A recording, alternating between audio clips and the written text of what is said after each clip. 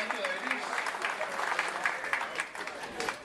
Okay, I'm Scott Crook, Coach Crook, and I'm finishing up my 31st year here at Woodward Academy. And if you teach long enough, you start realizing that students will run by and leave the most amazing things on your desk anonymously.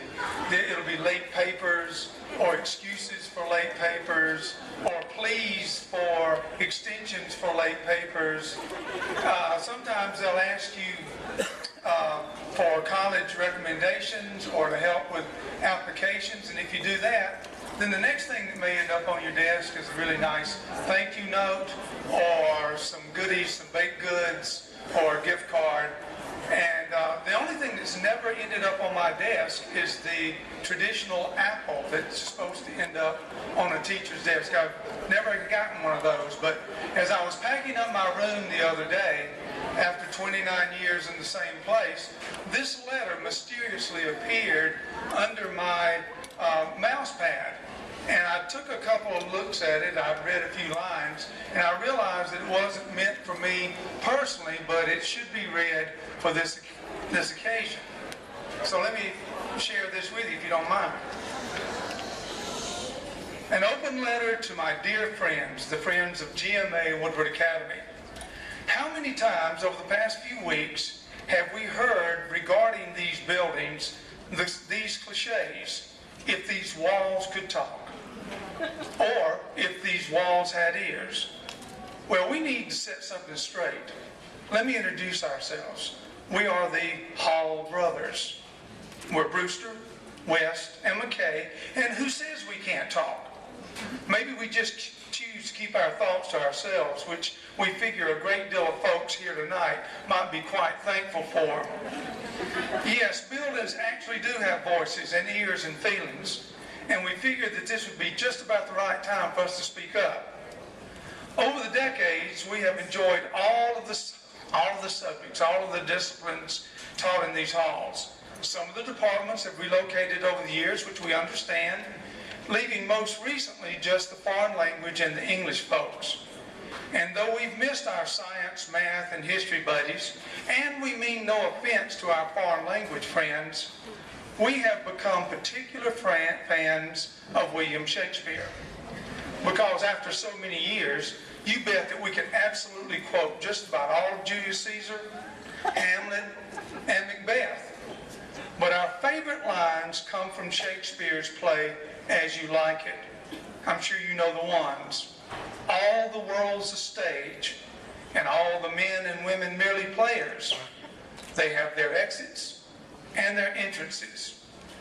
Now, we Hall brothers reckon that we like this passage because that's what we've been over the decades, a stage for tens of thousands of players who have passed our way. We've had the privilege of witnessing what scholars would call a history play, and it has been one very long history play. Yes, sir, these halls have staged quite a bit of drama.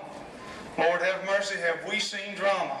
And it's included some tragedy, much romance, and a great deal of comedy.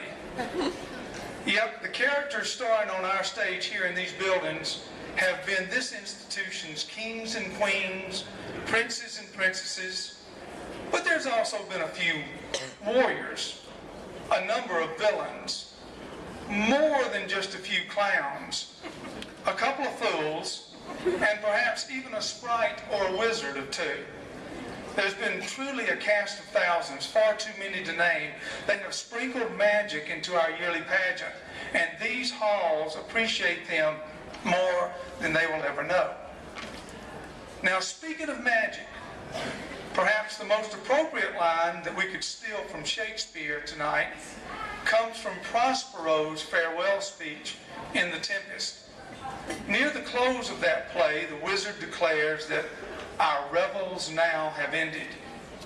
But I got to tell you, that speech is far too sad for this occasion, because I'm going to tell you, we look forward to retirement. And we're excited about the beautiful young lady who's going to take our place here.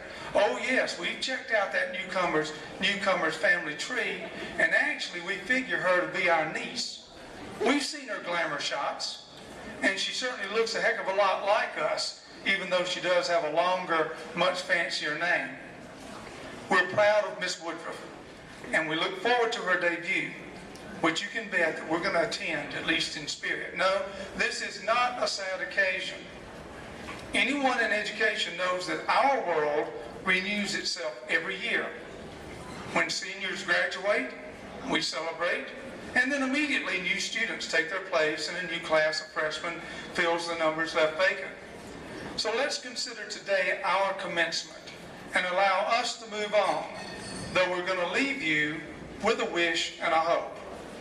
We wish for the new Miss Jane Woodruff Humanities Building a long, long life filled with even more blessings than we have experienced. And we hope that the Woodward family will spoil Miss Woodruff rotten by dressing her up in the finest fashions of the day, but while not spoiling her classic good looks. We want her to be a real head turner, and we know she will be.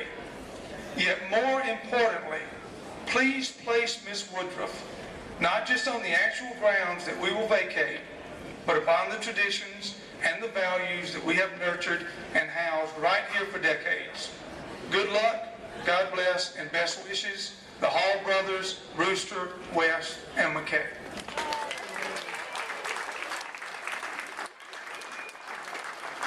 Thank you very much, and here's Dr. Guy. So my job tonight is to offer a toast for the occasion.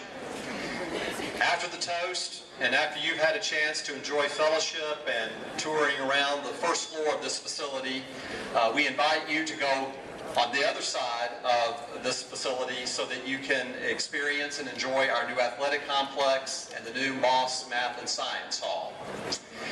So, raise a glass to Brewster, McKay, West, and the memories that reside here, and to the future Woodruff Hall, where future generations of students will be inspired in the Woodward way of excellence, character, and opportunity. Thanks. Enjoy your night.